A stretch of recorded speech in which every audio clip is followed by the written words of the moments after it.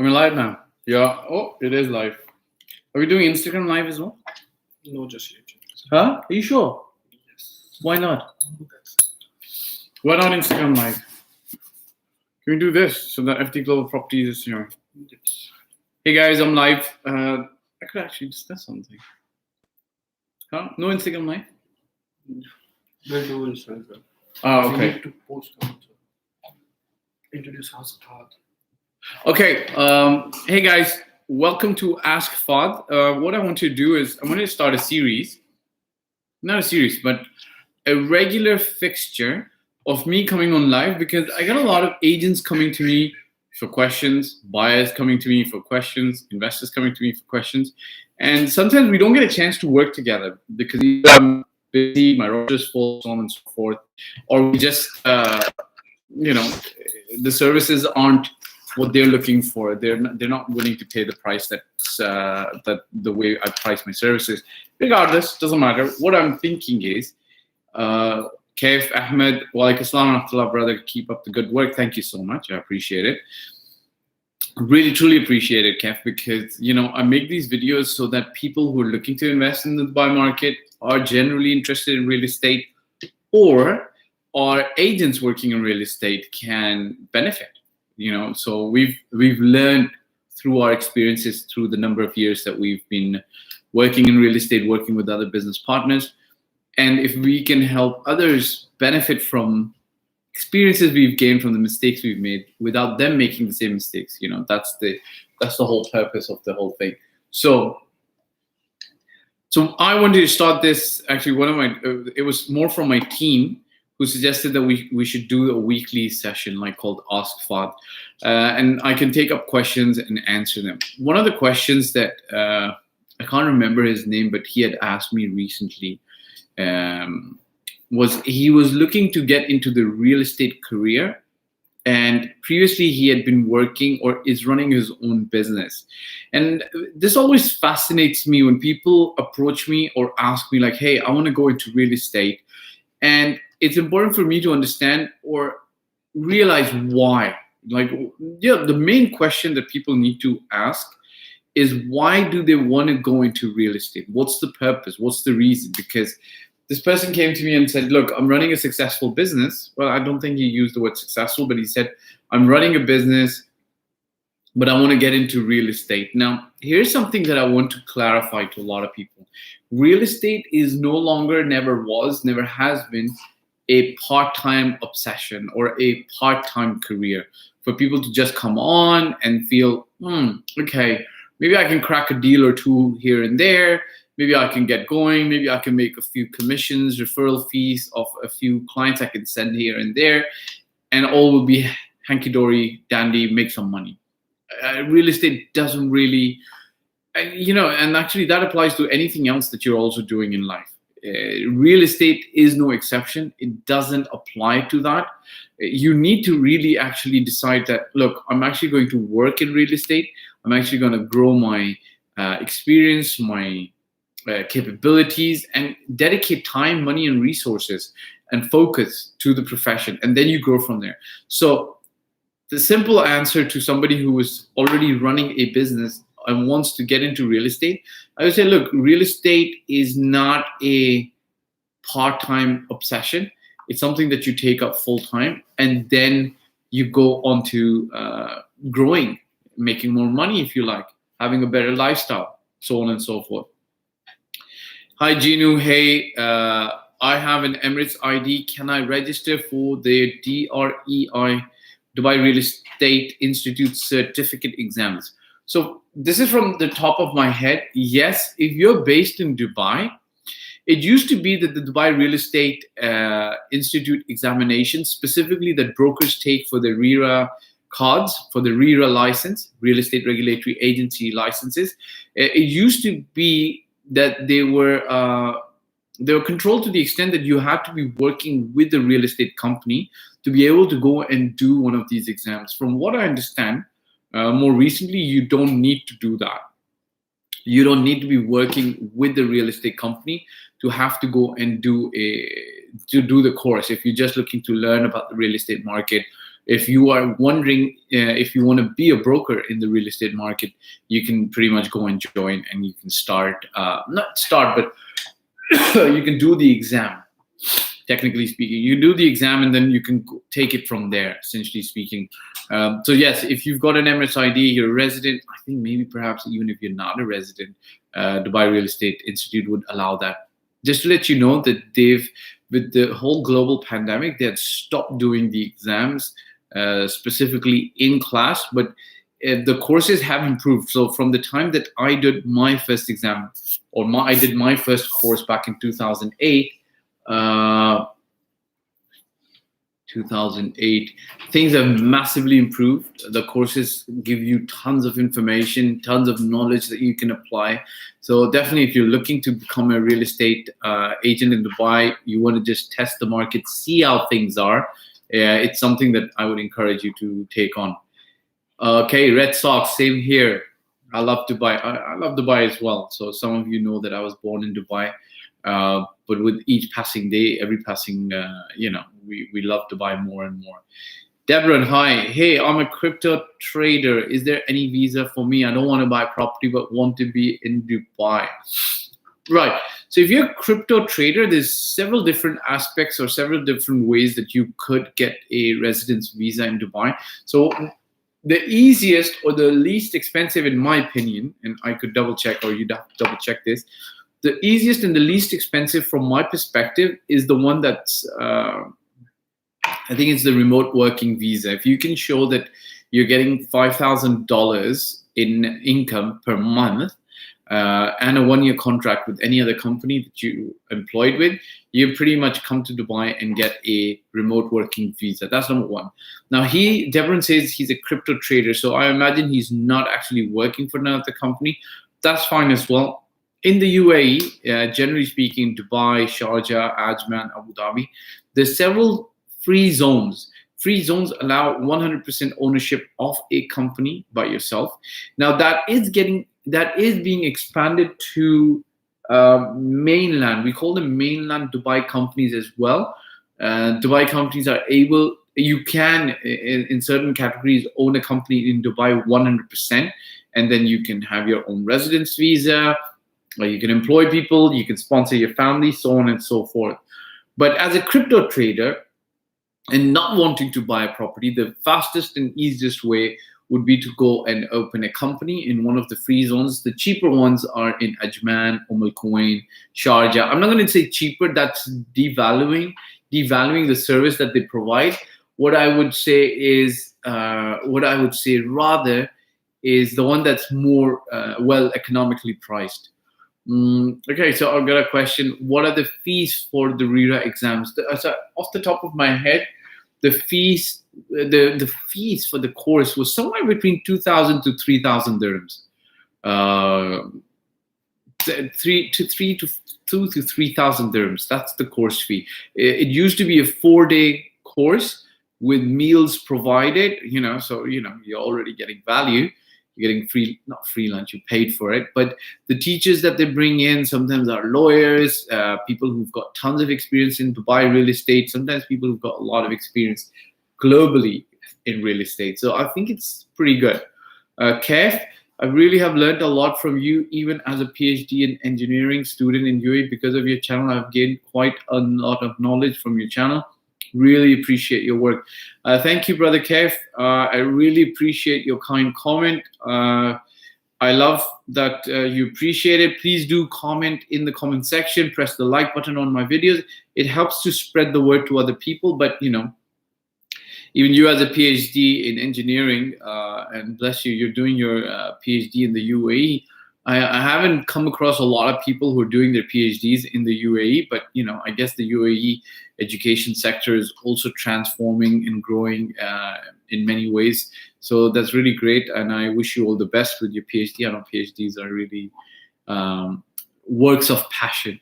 You have to be fully focused. So thanks very much for your kind comment. Livestream buddy, I love Dubai. I want to talk about something else today. So I was, because of our position, we deal with a lot of power of attorneys. Sometimes clients are giving them to us. Sometimes we're giving them to other people. because everybody can't be present in the country all the time. I want to but I want to come up with two things. Not come up with two things, but I want to talk about two things that is very, very unique, that's special, that's happened recently. So I'm going to talk about these two.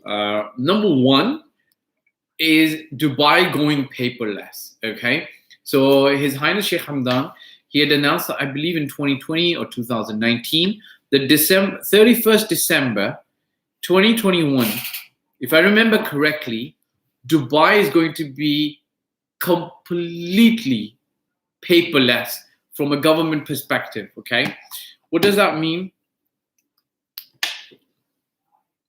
What do I mean? That Dubai government is not going to print any more paper. So any work that you do with the Dubai government, you're always going to have to, it's all going to be electronic. Livestream buddy, what's the current price if I want to invest in a one-bedroom property in Burj Khalifa? Hey, I can actually find out for you.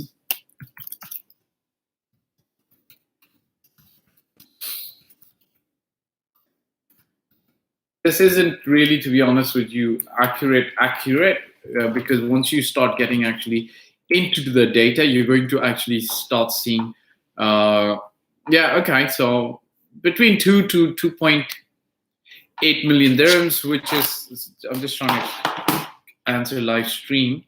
So I'll give it to you in dollars, about $600,000. So the price varies from $600,000 to about $750,000 plus. When I say plus, this actually doesn't include agency fees, transfer fees, so on and so forth. But the general rule is for agency fee and transfer fees in Dubai, the buyer should add about 6 to 7% on top of the actual price. So for a one-bedroom apartment in Burj Khalifa, you're looking at an average pricing in the range of $600,000 to $700,000. I hope that answers your question. So coming back to this point that I was making about Dubai going paperless, right? So we thought, oh, well, are they really going to do it? It's going to be a little bit of a challenge, but Dubai just doesn't play around, right? Already we are in October, so we're 2 months ahead of schedule. And I went to one of the courts over here, Barsha courts, to assign rights to somebody else for a particular transaction, and everything's gone online. I had a little bit of a hiccup because since everything's gone online, I had to actually then submit all the documents online. But it's awesome. It's great, right? The government's not accepting actual papers. If you go there, they don't want your paper. They don't want your documents. Send it to them by email. And it's easier. I think once people get used to it, it's going to be easier. So paperless Dubai, from a government perspective, is absolutely on track. So that's one good news. Number two, I wanted to share with you the amount of people who are in Dubai right now. I don't know if it's just for the expo or it's actually for people who are coming in to Dubai from a perspective of moving to Dubai, right? I've made a lot of videos on this, that Dubai, because of its handling of the crisis, the global pandemic, is so superb that a lot of high net worth individuals are choosing to move to Dubai for the safety, the security, the status, the great infrastructure, the lifestyle in Dubai, and least, last but not the least, the actual income tax status. Like, you don't pay any income tax, you don't pay any tax on your income, right? Okay, so I've got a question here. Hello, Mr. Fahd. Is there any room for negotiation for a brand new apartment sold directly by the builder? Hope you make a video on this. We're planning to buy an apartment in Abu Dhabi.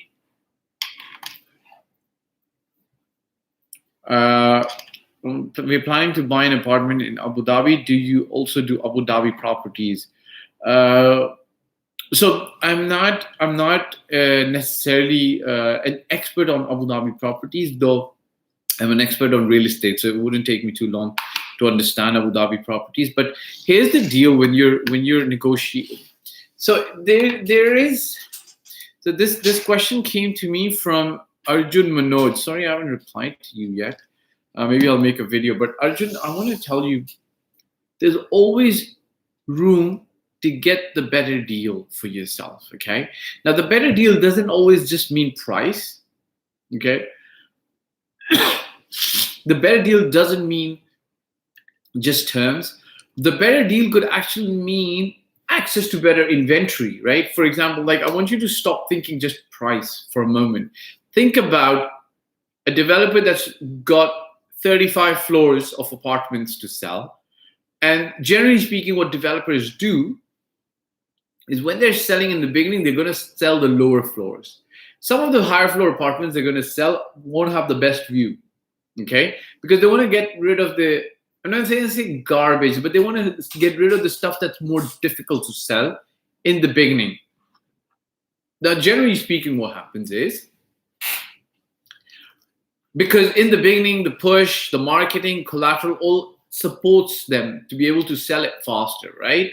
So one of the things that you want to understand is, in the beginning, you might be able to negotiate on price, great. You might be able to negotiate on terms, great for you. What if you weren't able to negotiate on price and terms, but you were able to get a better apartment? I'm not going to say necessarily on a higher floor, because that's always a preference. But you were able to get a better apartment with a better layout, with a better floor preference, with a better view, right? So what if you didn't get price and terms, but you get all these other things: better floor, apartment, better floor, better layout, better view, better preference level, right? That's number one you need to consider. The other thing you need to consider is, when you're negotiating with the developer, look,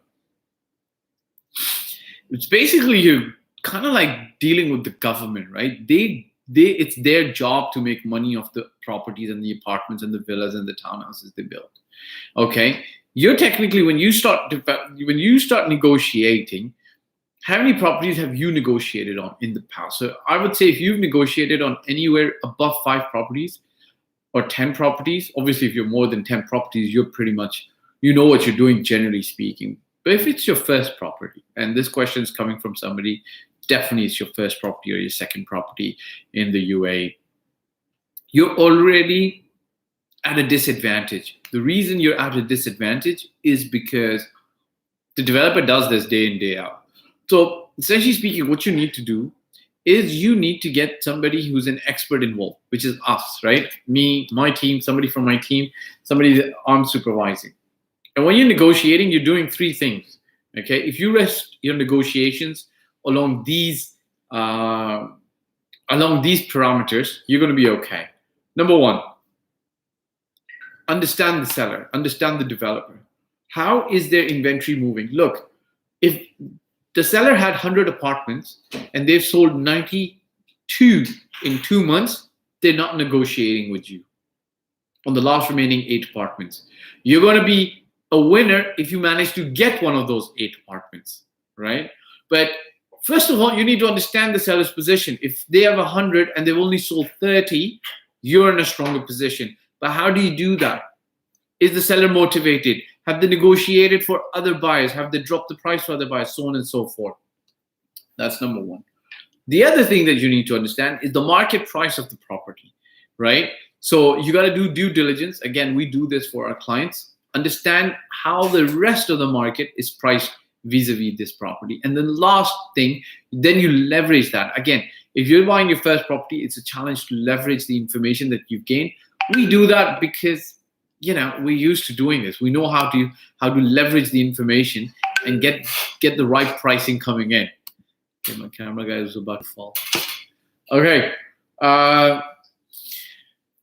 Let's take some questions. Red Sox, I want to live in Burj Vista, near the metro station. So pros and cons of Burj Vista.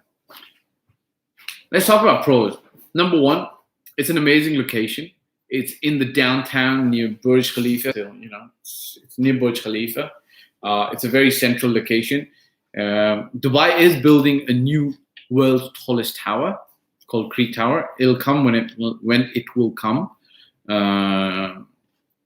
for now, Burj Khalifa is pretty irreplaceable in the world. The entire world comes here. New Year's Eve is amazing.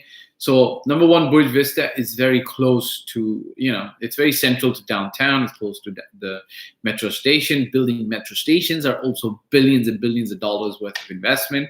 So, from a transport network link, from a central location link, that's amazing. Then it's an Emaar building. And even if it's only a building, Emaar still runs it like a community, okay? So you're going to get all the benefits of an Emaar building, okay? The lobby is great, the concierge is great, the amenities are great. If you have a complaint, they will resolve it, or they will work very hard to resolve it, okay? The cons, like, okay, you're buying from the ready market, you got to pay all the money up front. You're going to pay a premium. The market's really moved up for the last 6-7 months, so you're going to pay a heavy premium.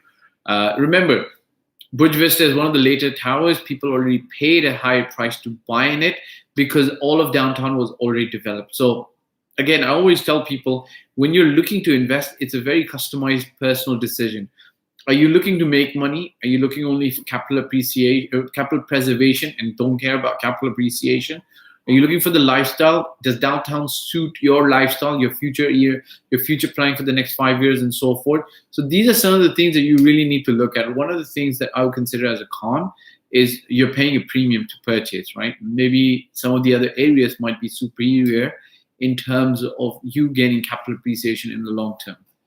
Okay, so my team has just told me to go faster through the questions. Okay, let's try. It'll help me talk less. Thanks, sir. Appreciate your response. Your suggestions really helps new investors. Thank you very much. Livestream buddy, I appreciate it. I'm glad that I'm able to help. I think this forum, Ginu, through Ask Fahd, I'll be able to, right? No charge, free, and come and ask your question, and I'll tell you what I can within the time limit that we have, okay, inshallah. And if my answer is not making sense, just comment again. And soon, next time we'll do a live session where you'll be able to join me on Zoom. Sorry that we were not able to do it today. Thanks, sir. Appreciate your response. Your suggestions really helps new investors. We'll look forward to contact you. Please keep coming live and share latest news on real estate. Okay, Livestream buddy, look, you're more than welcome to contact me. This is an amazing forum as well. When you reach out to me, know that there are fees and services involved. Me and my team actually do love to help you, work with you. But that's a different ballgame. This is completely open, free. I appreciate you coming here, taking the time, and I'm here for you, inshallah. I can do this more often, Gino, by the way. Yeah, help people. Hello, this is Yash. Hello, Yash. Yash Kumtekar. Kahan se hai your last name? Kumtekar. India se hai? Yeah. Yash bhai, kahan se hai aap? How are you? Okay, hello, this is Yash. I want to come to Dubai and work as a property consultant under your guidance. Is it possible to meet you and Zohaib sir in November when I come? I love both of your videos. Thank you, Yash. Look, reach out to Zohaib. Zohaib is one of my directors. Get in touch with him. Speak to him. Send him your CV. Chase him. Provide him value. Show him what you can do. There's a possibility that he might hire you. We're looking for young blood, people who are really, looking to make a mark for themselves, are focused, and so on and so forth. Okay. Livestream buddy, how important would be hiring a property lawyer? Some real estate agents suggest not to hire, and agents will do the process from start to end on behalf of the buyer. Okay, this is a really very good question. I've actually, there is a video, okay? If you search for can I put a link here? Yes. Okay, let me look for this video for you. Okay, Fahd Dawood, conveyancing. There is a very good video I made, and it was pretty long. Yeah, it was like how many? Okay, I got it. So if you watch this video, it's hopefully, it was about 16 minutes, right? It was about 16. And it was about 16 minutes. Can I just put the video link here? Just in the comments. Okay, so let me answer Livestream buddy with this video. Hey, listen, if you get a chance, watch the full video. How important would be hiring a property lawyer? It's not super important, It's not super less important. Again, I'm going to tell you something critical. It depends on what kind of a deal you're structuring, what kind of a deal you're getting into. Okay. If you're buying something off plan, generally speaking, the developers contracts, they don't change the contracts unless you're making like 100 million, 50 million dirham deal with the developers. They're pretty solid, they're pretty straightforward. You can have a lawyer oversee them so that the risks are clearly shown to you. I would say if you're working or buying from a tier 2, tier 3 developer, they'll be more amenable, they'll be more approachable to change anything in the sales and purchase agreement that you don't agree. If you've got a lawyer advising you who can assign and express the risks for you, that'll be good. Okay. Deals on the secondary market. Look, a lot of the companies, and I'll tell you the honest truth in my opinion. A lot of young agents don't have all that it takes to carry a deal forward in the Dubai market. They can bring it to conclusion, or they can bring it to closing the deal, which means get you to sign on the dotted line and say, hey, listen, you've now bought this property.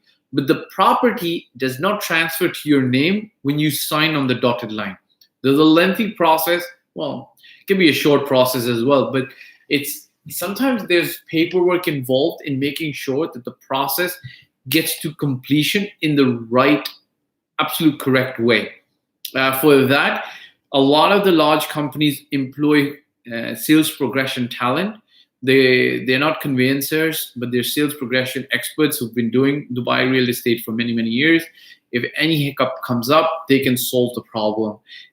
Otherwise, there are conveyancing companies, experts, some of them are actually lawyers by profession, but they're available to help you, guide you through the process, and to work on your side to protect you. Okay, so you gotta really understand who you're working with respect to the agents. If the agent's saying that, oh, I can do it myself, okay, check out his career path. How long has he been in the industry?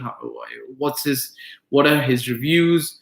Have you found him to be reasonably responsible? I remember working about 6 years ago. I remember working with a corporate lawyer who was purchasing a property, and it was difficult, but he came back to me because I learned a lot in the process from him. He learned a lot from me, and he came back to me in the end. He said, look, Fahd, it was an absolute pleasure working with you, but I don't have a legal background, but I've got a business background, right? So I went to a good school, I got trained, and it's something that I pay attention to when I'm learning the process as well. So but a lot of agents don't like that stuff. They don't like paperwork, right? So you got to be careful to the extent where you're taking the necessary precautions. Like, you don't need to put the agent down and tell him what the hell do you know, but you can be nice to him. Red Sox, thank you so much. You're absolutely welcome. Yash Taker, thank you so much, sir. We'll definitely do the required. Please keep on posting videos. Okay, Gino, see, people want more videos. Okay, thanks very much. All right, guys, shall we end the live stream? We're almost at 28 minutes now. Yeah, are there more questions? One more question. Hit the bell icon for the notification of next live. Yeah, okay, guys. Whoever's joined me, thanks very much. I really appreciate it. What I would super suggest is hit the bell icon for notifications from my channel. If you do that, the next time I'm going live, and I might do more than one live a week, possibly, right? If I get a chance, you'll get a notification that I've gone live, and then you can join me. And that will be a pleasure talking, taking your questions, and answering you guys back. All right. Take care. Cheers. If you don't have any more questions, I'm off. If you have a question, I'll give you 10 seconds. 1, 2, 3, 4, 5. 5 more seconds if you have a question. All right. Thanks, Red Sox. I appreciate it as well. Thank you very much. And 8, 9. I want to do an emoji. Thanks, Yash. Appreciate it. Remember to press the bell icon and everything. All right, guys, I'm going to end this stream now. Catch you on the other side. Oh, next time it's going to be Zoom. Some of you guys can actually join me. All right.